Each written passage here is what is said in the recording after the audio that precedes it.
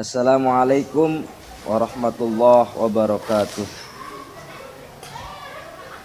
Alhamdulillah, nahmaduhu wa nasta'inuhu wa nastaghfiruh wa na'udzu billahi min shururi anfusina wa min sayyiati a'malina. May yahdihillahu fala mudhillalah wa may yudlilhu fala hadiyalah. Asyhadu an la ilaha illallah wahdahu la syarikalah wa asyhadu anna Muhammadan abduhu wa rasuluhu la nabiyya ba'dah. Allahumma shalli wa sallim ala sayyidina Muhammadin wa ala alihi wa sahbihi ajma'in, amma ba'd. Hadratil mukarramah wal muhtaramah, para jamaah, sahabat teteh, hadratil mukarramin, jamaah di mana saja Anda berada, rahimakumullah. Alhamdulillah, segala puji bagi Allah. Salawat dan salam tak lupa kita limpah curahkan pada Nabi besar kita Muhammad sallallahu alaihi wasallam. Mudah-mudahan kita akan mendapatkan syafaatnya di hari kiamat nanti, amin ya rabbal alamin. Sahabat teteh di mana saja Anda berada, kita tahu imannya manusia itu yazidu yanqusu. Imannya manusia itu bertambah dan akan berkurang. Ketika mendapatkan kenikmatan, biasanya banyak orang yang bertambah keimanannya, bertambah ketakwaannya. Tetapi ketika diberikan ujian, diberikan cobaan oleh Allah Subhanahu wa taala, yang khusyuk, iman itu terkadang menurun. Itulah imannya manusia, kadang bertambah dan kadang berkurang. Lalu bagaimana agar keimanan dan ketakwaan kita agar selalu bertambah, agar iman dan takwa kita selalu terjaga? Yang pertama adalah kita harus menjaga sholat kita. Sholat yang 5 waktu harus kita jaga dengan baik, agar iman dan takwa kita selalu terjaga. Karena kita tahu bersama bahwa Rasulullah SAW bersabda, pertama kali yang akan dihisab, yang akan ditanyakan amaliyah oleh Allah Subhanahu wa taala di hari kiamat, awwalu ma yuhasabu abdun yaumal qiyamati as-shalah. Pertama kali yang akan ditanyakan oleh Allah Subhanahu wa taala tentang salat kita.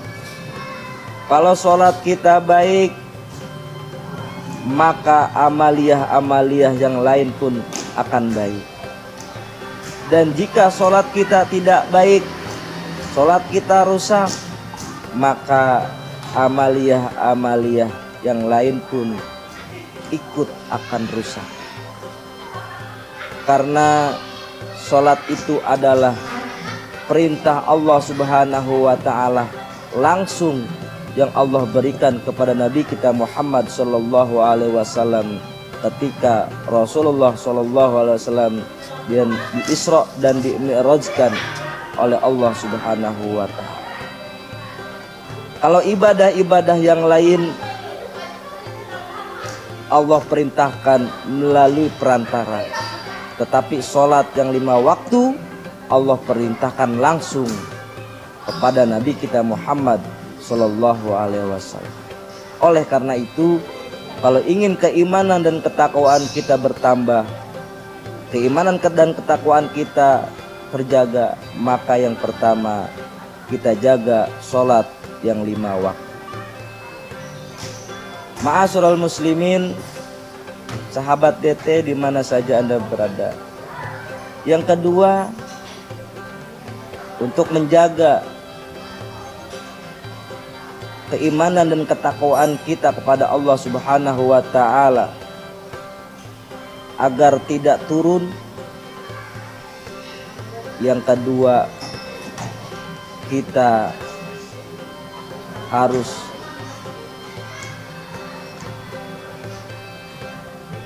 dekat dengan Al-Qur'anul Karim. Al-Qur'an kita jadikan pedoman hidup buat kita. Iqra'ul Qur'an ya'ti yaumal qiyamati syafi'an li ashabi.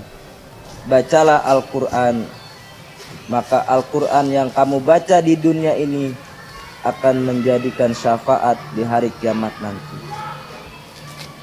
Ketika kita sedang galau, ketika kita sedang ditimpa musibah, ditimpa kesedihan oleh Allah Subhanahu wa taala, maka Al-Qur'anlah yang kita jadikan teman hidup kita, teman untuk berdialog kepada Allah Subhanahu wa taala.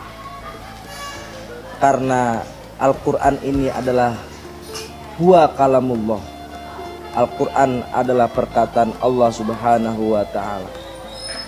Al-munazzalu ala sayyidina Muhammadin, yang Allah turunkan kepada Nabi kita Muhammad sallallahu alaihi wasallam biwasitati Jibril alaihissalam, dengan perantaraan malaikat Jibril alaihissalam.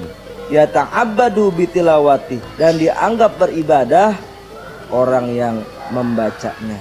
Oleh karena itu, betapa amat sangat ruginya di zaman yang sudah modern seperti sekarang ini kalau masih ada orang-orang Islam, orang-orang Muslim yang tidak pandai membaca Al-Qur'anul Karim, maka dia tergolong orang-orang yang rugi.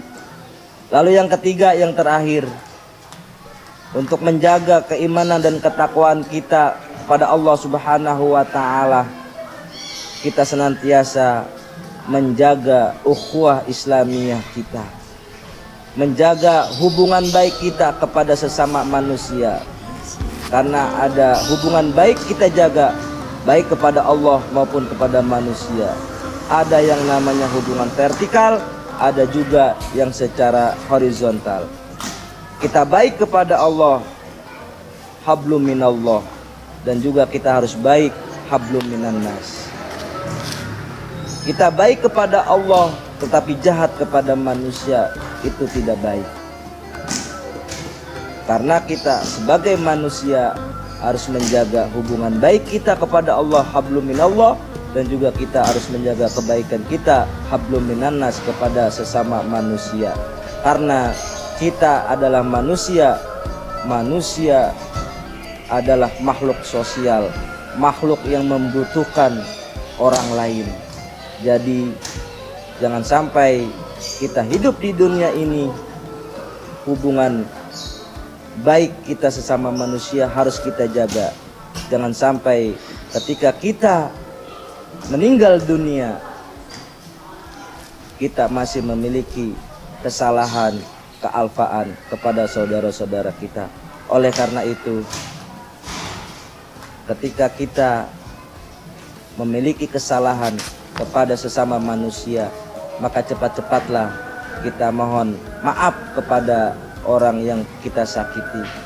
Dan apabila kita memiliki kesalahan kepada Allah Subhanahu wa taala, maka cepat-cepatlah kita bertobat kepada Allah Subhanahu wa taala. Kita mohon ampun kepada Allah Subhanahu wa taala. Mudah-mudahan dengan kita meminta ampun kepada Allah dengan banyak beristighfar, kita mohon ampun kepada manusia yang pernah kita zalimi, dan mudah-mudahan ketika kita meninggalkan dunia ini, ruh berpisah dari jasad kita, kita dalam keadaan meninggal dunia dalam keadaan husnul khatimah. Amin, amin ya rabbal alamin. Hadanallahu wa iyyakum ajmain. Wal afu minkum. Wassalamualaikum warahmatullahi wabarakatuh.